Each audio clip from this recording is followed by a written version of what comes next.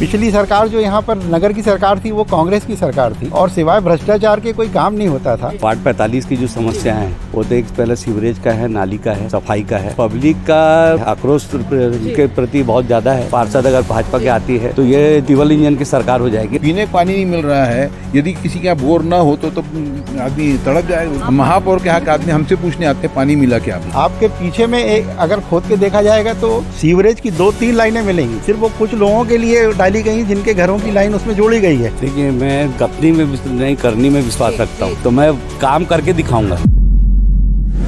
जी sir, ward number 45 से संजय अग्रवाल जी आप प्रत्याशी के रूप में हैं। बीजेपी बड़ी पार्टी है, आपके ऊपर विश्वास जताइए। कैसा रहेगा पूरा आपका विजन भी बताएंगे साथ में। देखिए, विजन तो यहाँ पर जो वार्ड 45 की जो समस्या है वो तो एक पहले सीवरेज का है, नाली का है जी, सफाई का है जी, और इधर जितने सीवरेज के ढक्कन गायब हैं उनका है जी, और बहुत सारे सीवरेज सब लाइन टूटे हुए हैं, उसको डैमेज को ठीक करना है जी। पहला विजन तो वो है मेरा। जी, जैसे कि बताया गया है कि 4 बार से राजेश कंटिन्यू पार्षद के पद में है। किस तरह का विकास रहा है और आप कैसे गहन किए हैं कि हमको ये चीज़ों पे परिवर्तन चाहिए, या आपसे पब्लिक किस तरह की डिमांड कर रही है? देखिए, पब्लिक का रोष तो है, आक्रोश के प्रति बहुत ज़्यादा है जी, क्योंकि वो 4 बार के रहे पार्षद जी, और उनके बाद रहने के बावजूद भी 10 बार उनको बोलने के बाद जी, उस चीज़ों में ध्यान नहीं दिए जी, वार्ड 45 के उसमें।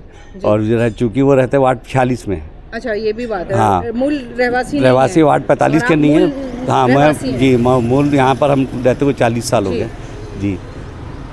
आगामी चुनाव जैसे जीत के आते हैं तो मेन मुद्दे आपके क्या रहेंगे जिस पे आप पहल करेंगे, क्योंकि डबल इंजन की सरकार है जी। और देखिए, बहुत सारे डबल, हाँ जी, अगर ये नगर निगम के होता है महापौर और भाजपा का प्रत्याशी और पार्षद अगर भाजपा के आती है तो ये डबल इंजन की सरकार हो जाएगी और केंद्र की जो भी योजनाएं हैं उसका डायरेक्ट लाभ इसलिए मिलेगा कि हमारे सांसद भी भाजपा के हैं और विधायक जी भी हमारे भाजपा के हैं जी, है ना।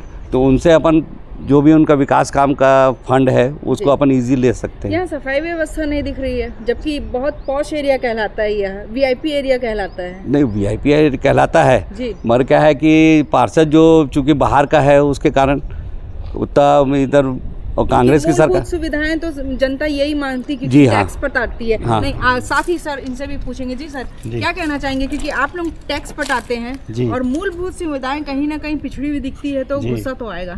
जी हाँ, तो क्या आक्रोश है आपका? जैसा आपने खुद कहा कि ये वीआईपी एरिया है, यहाँ सब पढ़े लिखे और संभ्रांत लोग हैं जी। तो वो लोग ऐसे आप सीईओ रह चुके हैं शायद। जी हाँ जी, जी, मैं सीईओ छत्तीसगढ़ हाउसिंग बोर्ड का।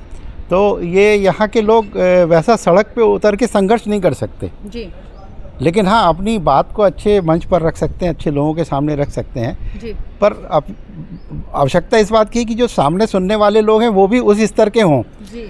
पिछली सरकार जो यहाँ पर नगर की सरकार थी वो कांग्रेस की सरकार थी जी, और सिवाय भ्रष्टाचार के कोई काम नहीं होता था। जिस जगह पर आप खड़े हैं इस पर आप देखिए 2-2, 3-3 मोटी लेयर डामर की इन्होंने बिछा दी, जबकि नीचे ये पहले कंक्रीट की रोड बनाई गई थी।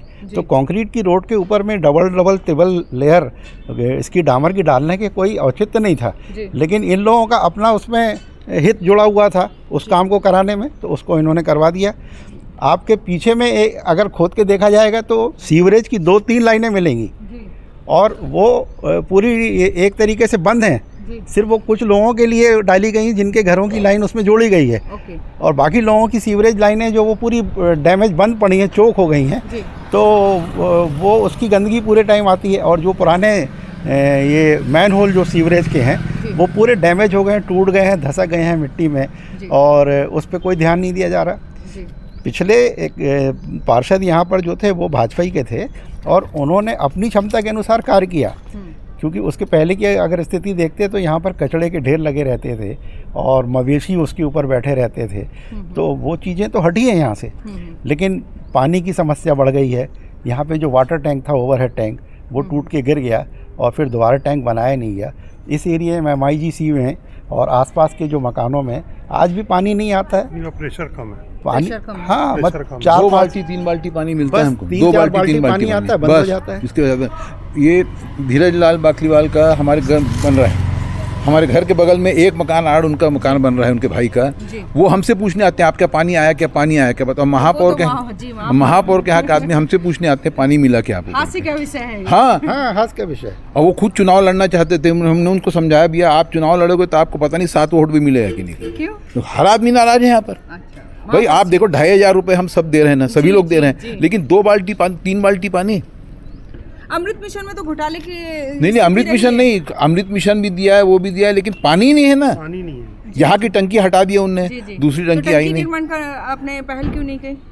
सब लोग बोल रहे हैं, लेकिन अभी तो अभी नगर निगम भाजपा के जो घोषणा पत्र उसमें कहा गया कि हम टंकियां बनवाएंगे करके। अच्छा। यहाँ पर जो है टोटल 21 टंकियां होना चाहिए, लेकिन केवल 14 ही टंकियां हैं खपत की वजह से। हाँ, तो 7 टंकियां कम है ना। जी जी। तो यहाँ की टंकी लेके वहाँ एक बना दिए। मुद्दे काफी है मतलब यहाँ। मुद्दे तो हैं यहाँ पर, सफाई तो आपको खुद दिखाया आपने, लेकिन पानी का आपको नहीं मालूम होगा। लेकिन पानी का हम बता रहे हैं आपको कि पानी नहीं मिलता लोगों को, पीने का पानी नहीं मिल रहा है। यदि किसी के यहाँ बोर ना हो तो आदमी तड़प जाएगा बिल्कुल। हाँ, सिर्फ बोर पे जिंदा है, बोर पर जिंदा है, सिर्फ बोर पे जिंदा है। हमको इसका नगर निगम का पानी का कोई यूज नहीं है हमारे पास ज्यादा। तो आप ही लोग के सबके सहयोग से संजय अग्रवाल जी को पार्षद बिल्कुल पद पे बोलेंगे उतारा हम गया तो है। इनको सब जी हमारे चैनल के माध्यम से वार्ड वासियों को किस तरह से अपील करेंगे वोटिंग के लिए?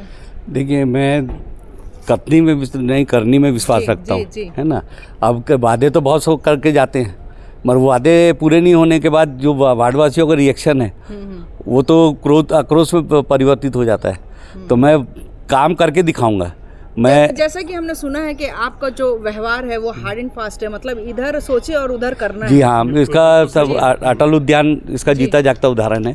एक वृक्ष से चालू किए थे, पानी ले आके डालते थे। एक वृक्ष से चालू किए, 2012 में चालू किए हैं। वो अभियान अभी तक कंटिन्यू चल रहा है। का जो नजरिया है आपके लिए स्वभाव को लेके, मतलब आप उस स्वभाव पे एकदम खड़े उतरेंगे, मतलब जो पब्लिक मांग करेगी उसको आप बिल्कुल पूरा भरपूर पूरा करने की कोशिश। जी जी पूरा जी जी जी। आधार कार्ड है, आयुष्मान कार्ड है, पैन कार्ड, घर घर जाके घर मशीन ले जाके बनवाया, मशीन लेके लाए। तो अभी तक ये अकेले काम करते थे, अब हम सब लोग इनके साथ में। जी हाँ।